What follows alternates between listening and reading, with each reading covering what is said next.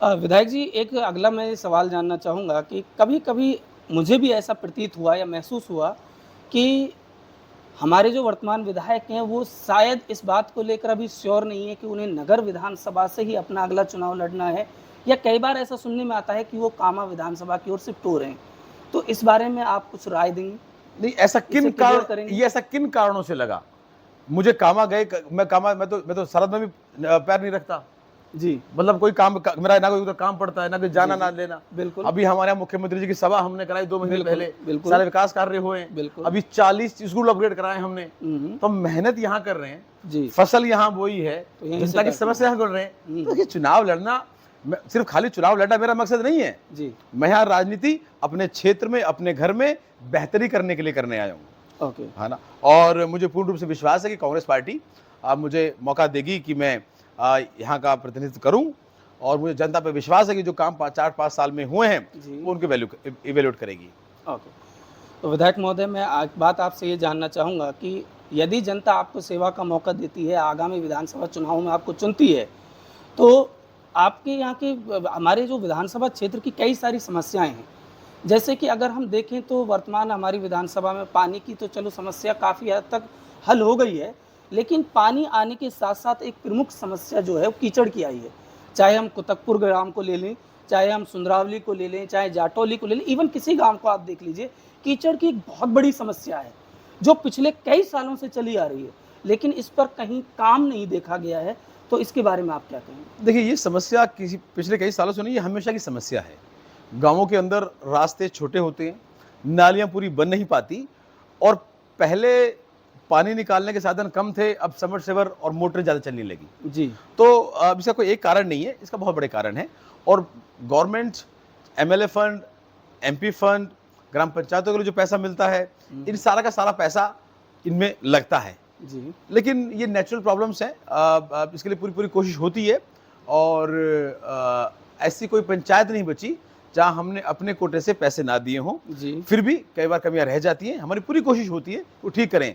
पर एक एमएलए, जब आप रिप्रेजेंटेटिव आप बना के भेजते हो राजस्थान की विधानसभा में, जी, तो उसका दायित्व सिर्फ आपकी गली ही नहीं है, पूरी विधानसभा है। जी, विधानसभा का आने वाला कल है।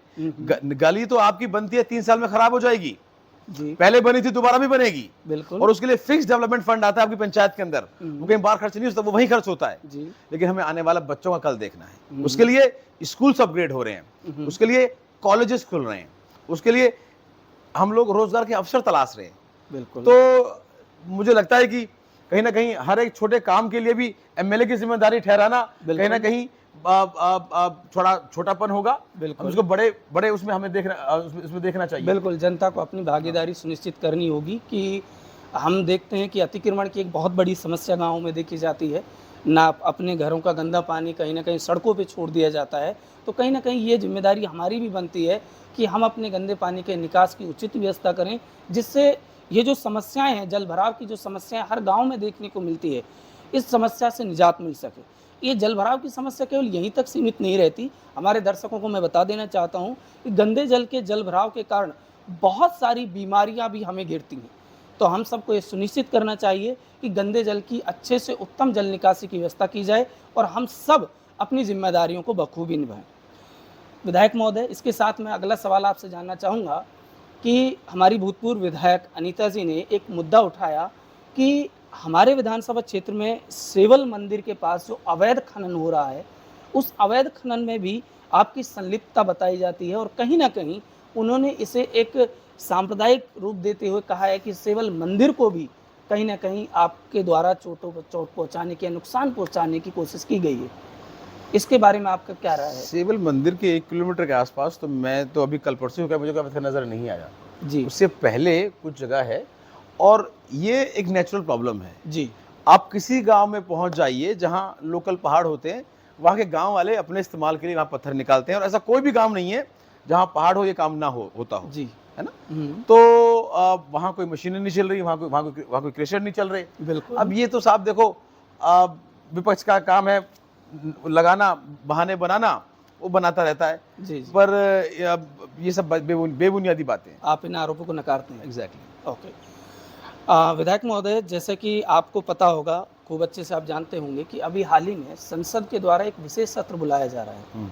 तो विशेष सत्र में जहाँ तक बातें चल रही हैं कि वन नेशन वन इलेक्शन की बात की जा रही है, तो वन नेशन वन इलेक्शन को लेकर कांग्रेस पार्टी का क्या रुख है, हमारे विधायक जी का क्या रुख है, इसके क्या फ़ायदे हैं और क्या नुकसान है, वो इस बारे में क्या सोचते हैं? देखिए, बहुत बड़ा सवाल है।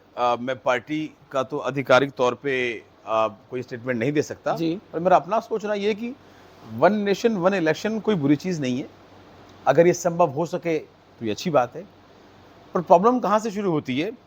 फिर आपको एक सरकार चुन ली गई, जी। गठबंधन में बनी, त्रिशूल को विधान तो मान लीजिए अगर वो सरकार बीच में गिर जाती है तो दोबारा चुनाव होंगे, जी, तो ये सिस्टम चलेगा कैसे?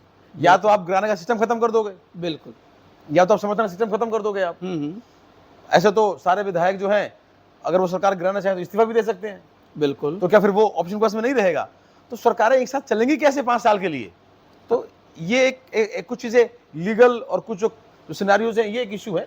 पर अगर ऐसा हो पाए एक आइडियल सिचुएशन में तो ये अच्छी बात है, क्योंकि देश का बहुत सारा पैसा, रिसोर्सेज, मशीनरी जो है चुनावों में बिजी रहती है और खासतौर पर बीजेपी जो पार्टी है, इसके तो सारे नेता चुनाव लड़ते हैं।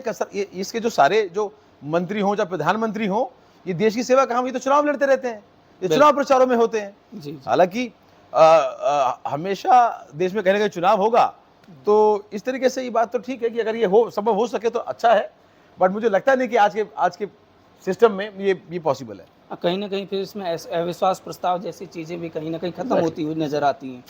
और अगर देखा जाए तो इसका सबसे बड़ा लॉस ये हो सकता है कि यदि एक पार्टी सत्ता में आती है तो कहीं ना कहीं वो हर तरीके से उस पर काबिज रहेगी। यदि वो गलत काम करती है तो उससे आपको रिकॉल करने का कोई ऑप्शन आपके पास नहीं बचता है। ओके, हाँ बिल्कुल सही है। इसके अलावा मशीनरी का भी काफ़ी सदुपयोग हो जाएगा वन नेशन वन इलेक्शन में।